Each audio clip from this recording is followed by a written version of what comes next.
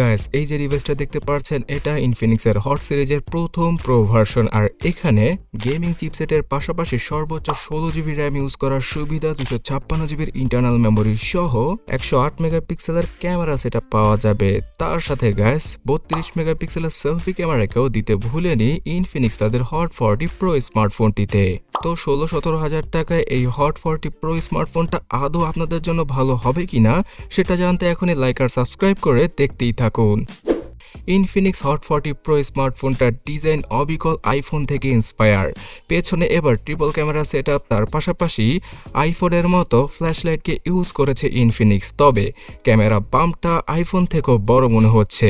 তো গাইস, ডিজাইনটা আপনাদের কাছে কেমন লাগছে অবশ্যই কমেন্ট করে জানাবেন। পুরোপুরি বক্সি আকৃতির এই ডিভাইসটা এক হাতে ইউজ করার ক্ষেত্রে কিছুটা পারফেক্ট নাও হতে পারে, বিকজ 6.78 ইঞ্চির বিশাল আকৃতির ডিসপ্লেকে ইউজ করেছে আবারও ইনফিনিক্স তাদের স্মার্টফোনে। আর এই ডিসপ্লেতে 120 হার্জের higher refresh rate, full HD plus resolution সহ পাওয়া যাবে টুকটাক বেশ কিছু ফিচার। কিন্তু এই বাজেট ক্যাটাগরির ডিসপ্লেটা অ্যামোলেড নয়, আইপিএস এলসিডি প্যানেলের। তবে একটা প্লাস পয়েন্ট হচ্ছে গিয়ে এখানে কোনো গ্রিন লাইনের ইস্যু দেখতে পাবেন না আপনারা। সো এই যে 15 থেকে 20 হাজার টাকা বাজেট, এইখানে সবগুলো ব্র্যান্ডের পক্ষ থেকেই এই রকম ডিসপ্লে দেখতে পাওয়া যায়, দু একটাকে বাদ দিলে। এছাড়া গ্যাস, এই ডিসপ্লেটার চারপাশের বেজাল অনেকটাই চিকন, কিন্তু নিচের চিন এরিয়াটা কিছুটা হলেও বিরক্ত করবে আপনাকে। অল্প রোদের আলোতে ফোনটা ইউজ করতে কোনো ঝামেলাই হচ্ছিল না, কিন্তু বেশি রোদ মানে তীক্ষ্ণ রোদের আলোতে ফোনটাকে এক হাত দিয়ে ঢেকে ইউজ করতে হবে, বিকজ এর পিক ব্রাইটনেস 500 নিটসের।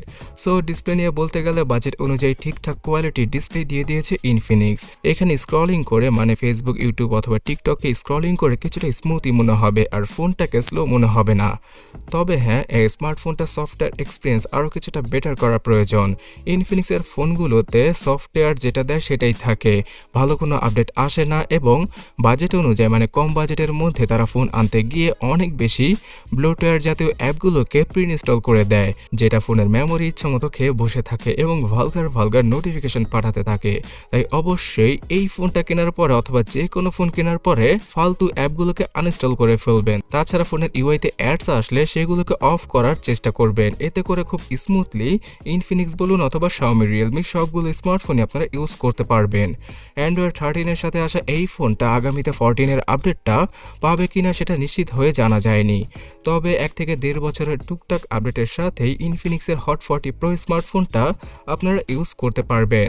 এখানে আইফোনের মতো কন্ট্রোল সেন্টার রয়েছে, তার পাশাপাশি বেশ কিছু অ্যামেজিং ফিচার পাওয়া যাবে ফোনটার ইউআইতে।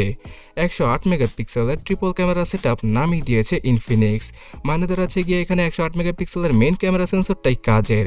এই ফোনটার ক্যামেরার দ্বারা ছবি তোলার পরে অনেক বেশি জুম করা পসিবল, তার পাশাপাশি ডিটেলসের ঘাটতিও হবে না যখন কিনা এই বাজেটের এই ফোনটা দ্বারা ছবি তুলবেন। তবে আমার কাছে এই 2 মেগাপিক্সেলের ম্যাক্রো আর 0.08 মেগাপিক্সেলের ফালতু ক্যামেরা সেন্সরকে কোনো কাজেরই মনে হয়নি। বাট এর সেলফি ক্যামেরাটা আসলেই দারুণ। 15 থেকে 20 হাজার টাকা বাজেটে যে কোনো ফোনের সেলফি ক্যামেরাকে হারিয়ে দিতে পারবে ইনফিনিক্সের হট 40 প্রো স্মার্টফোনটার সেলফি ক্যামেরা।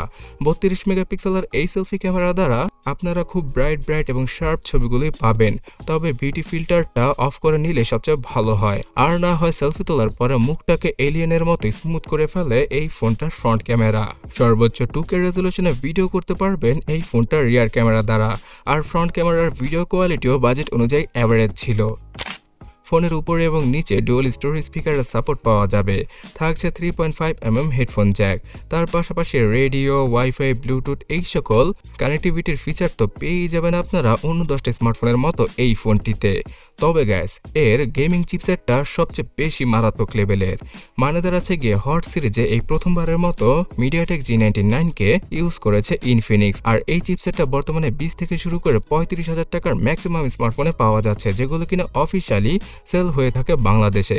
এর মধ্যে ইনফিনিক্সের নোট 30 ফোনটাতেও এই চিপসেটটা পাওয়া যেত, যার প্রাইস 19 হাজার টাকা। আর যেহেতু এই হট 40 প্রো ফোনটা 16-17 হাজার টাকায় আসবে, তো এই বাজেটে অফিসিয়াল ফোন হিসেবে মারাত্মক লেভেলের পারফরমেন্সটাই পেয়ে যাবেন আপনারা। গেমিং এর ক্ষেত্রে 40 FPS এ পানির মতো চলবে পাবজি গেমটা, ফ্রি ফায়ার সহ অন্য যে কোনো গেম খেলতে এই চিপসেটটা কার্যকরী।